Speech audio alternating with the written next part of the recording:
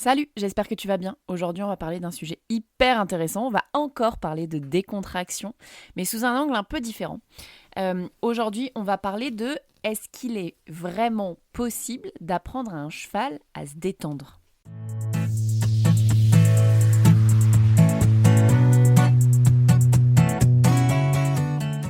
Salut, bienvenue dans À Cheval, le podcast de l'équitation collaborative. Je suis Morgane, je suis coach en équitation et j'accompagne mes élèves, peu importe leur discipline ou leur niveau équestre, vers plus de collaboration dans leurs échanges avec leur cheval. Si tu es cavalière et que tu es à la recherche de connaissances, de tips, de réflexions ou d'exos pour que ton équitation devienne plus collaborative, alors t'es au bon endroit. Dans ce podcast, je te partage seule ou avec mes invités tout pour t'inspirer et que tu puisses développer l'équitation dont tu rêves avec ton cheval. T'es prête ? Allez hop, à cheval ! Allez, on est parti pour l'épisode du jour. Aujourd'hui, on va parler de décontraction, puisque, je le répète très souvent, donc vous le savez sûrement ici, un muscle qui n'est pas capable de se relâcher n'est pas capable de se contracter de manière optimale. Si un cheval se contracte sans être capable de se relâcher, on est dans la tension et pas dans la tonicité. Donc c'est hyper important de permettre à nos muscles et aux muscles de nos chevaux d'être capables de se relâcher, et ça passe par son état émotionnel. On va le dire comme ça.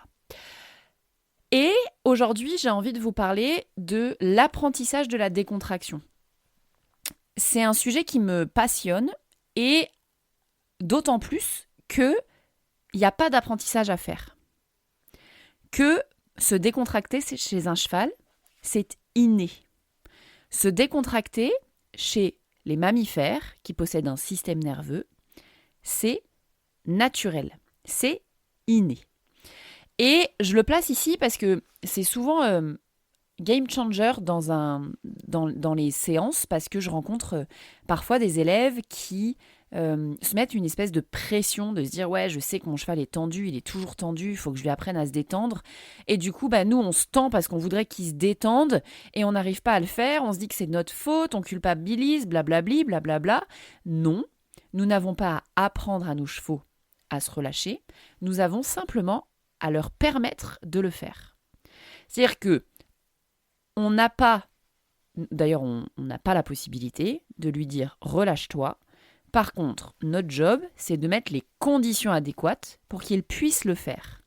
On a besoin de lui permettre de le faire à plein de moments dans les séances pour qu'il retrouve un état d'apprentissage et de tonicité dans son corps. À partir du moment où il y a tension et il n'y a plus tonicité. À partir du moment où notre cheval monte dans l'émotion, et nous aussi d'ailleurs, il vient travailler ses muscles en tension plutôt qu'en tonicité. Nous, on veut des chevaux qui vont bien longtemps. On veut des chevaux qui performent parfois. Si toi qui m'écoutes, tu as envie d'aller en concours, d'ailleurs j'ai une petite dédicace à faire à Julia, que j'ai vue il n'y a pas longtemps, avec qui on a bossé ça et qui a performé en concours de dressage notamment, beaucoup plus que ce qu'elle imaginait. Donc on a besoin de performer, on a envie de performer parfois quand on fait du concours, mais on a surtout envie d'avoir un cheval qui se sent bien dans son corps longtemps. Ça, c'est le cas de tous les propriétaires de chevaux. Pour ça, on a besoin qu'il ait des muscles toniques et pas en tension. Cette différence, elle est hyper importante à cerner, puisque nous passons d'un cheval en tension à un cheval tonique. C'est vraiment, d'un point de vue santé musculaire et du coup santé physique en général, ça fait toute la différence. Mais du coup, si on en revient à cette idée de décontraction, un cheval qu'on veut tonique, on a besoin qu'il soit relâché, qu'il soit capable de se relâcher pendant nos séances. Donc, n'est-ce pas ? Et donc, notre job à nous, c'est de mettre toutes les conditions nécessaires pour que notre cheval puisse se relâcher. Et ce n'est pas d'apprendre à notre cheval à se relâcher, puisqu'il sait le faire naturellement. Ok ? Et donc, une des conditions, allez, on va parler de deux conditions nécessaires au relâchement chez nos chevaux, c'est 1, de se sentir en sécurité, et 2, de se sentir en lien avec d'autres mammifères. On sait que les chevaux, c'est des animaux de troupeau, et donc ils ont besoin de se sentir en troupeau pour se sentir en sécurité. Ok ? Et dans plein d'occasions, quand on est seul avec notre cheval, le troupeau, c'est nous. Ok ? Donc, on a besoin déjà nous-mêmes de nous sentir en sécurité.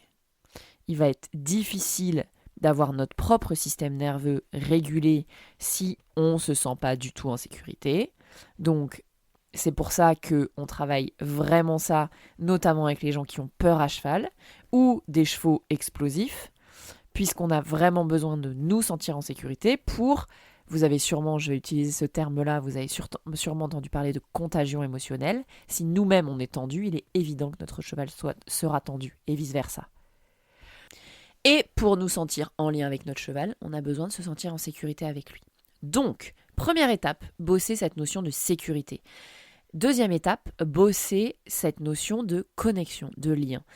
Et je vais faire un parallèle qui est facile à faire, c'est que dans les accompagnements, je travaille énormément depuis des années, sans avoir d'ailleurs au départ cette conscience-là, mais avec ce que j'appelle les codes de sécurité et de connexion. Le job de ces codes, c'est de mettre cette fameuse sécurité et de vérifier cette fameuse connexion. Est-ce qu'on est encore ensemble ?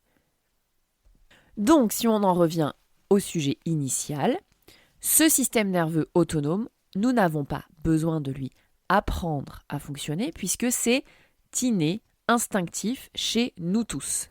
D'ailleurs, une des régulations faciles à faire, c'est d'inspirer souffler. C'est un des trucs que je répète le plus et partout.